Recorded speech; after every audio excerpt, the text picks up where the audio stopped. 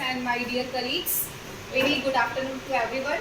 आज हम लोग यहाँ पे प्रशिक्षण में रोल प्ले के द्वारा कोशिका विभाजन की विभिन्न अवस्थाओं को प्रदर्शित करने जा रहे हैं, जिसमें टीम में कई मेंबर्स हैं जो अलग अलग रोल प्ले करेंगे। जैसा कि मैं आपको बता दूं, पहले कुछ लोग क्रोमोसोम भी बनेंगे, कुछ लोग न्यूक्लियर मेम्ब्रेन होंगे, कुछ सेंट्रियोल होंगे, कुछ स्पिंडल फाइबर का रोल अदा करेंगे। अभी स्टार्ट करते हैं। जैसा कि आपको पता है सभी को कि कोशिका विभाजन की दो प्रकार का होता है, एक समसूत्री और एक अर्धसूत्री। यहाँ पर हम रोल प्ले के माध्यम से समसूत्री विभाजन को प्रदर्शित करने जा रहे हैं। आप समसूत्री विभाजन में सभी को पता है कि कुछ स्टेजेस होती हैं, वो एक चरण में नहीं होता, कई चरणों में होता है। जैसा कि पहली अवस्था आपकी प्रोफेज अवस्था होती है, दूसरी अवस्था मेटाफेज अवस्था, तीसरी अवस्था एनाफेज और लास्ट की टेलोफेज। इस तरीके से यहाँ पर न्यूक्लियर का विभाजन यानी न्यूक्लियस का विभाजन पूरा होता है। और इसके बाद एक अवस्था होती है साइटोकाइनेसिस, जिसमें कि कोशिका द्रव विभाजित होता है और एक कोशिका दो कोशिकाओं में विभाजित हो जाती है।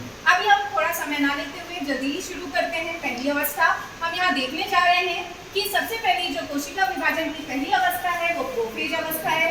प्रोफेज अवस्था में हमको मुख्यतः कुछ विशेषताएं देखने को मिलती हैं, जैसे कि उसकी न्यूक्लियर मेम्ब्रेन कोशिका की धीमे धीमे गायब होने लगती है।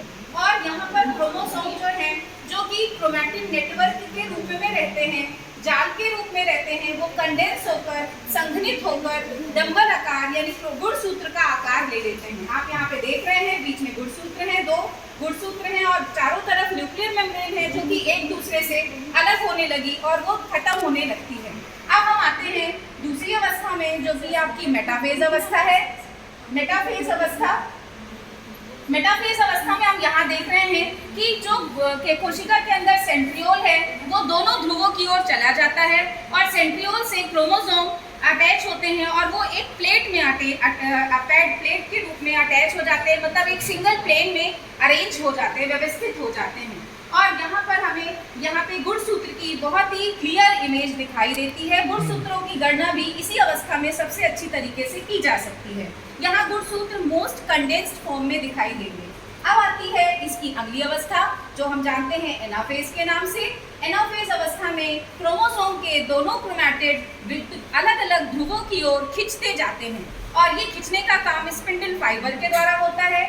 जो स्पिंडल तंतु होते हैं वो सेंट्रियोल से बनते हैं और वही क्रोमैटिड्स को विभिन्न पोल की ओर खींच लेते हैं। अब आती है कोशिका विभाजन की अंतिम अवस्था टेलोफेज, जो कि टेलोफेज में आप देख रहे हैं फिर से क्रोमोसोम के चारों तरफ न्यूक्लियर मेम्ब्रेन का निर्माण और न्यूक्लियोलस का निर्माण पुनः प्रारंभ हो जाता है और ये पूरा हो जाता है। इस तरह आपने देखा कि न्यूक्लियर विभाजन पूरा हुआ और 4 अवस्थाओं में ये पूर्ण हुआ। आगे की अवस्था साइटोकाइनेसिस है, जो कि कोशिका द्रव्य का विभाजन है और एक कोशिका से दो कोशिका का निर्माण होता है। धन्यवाद।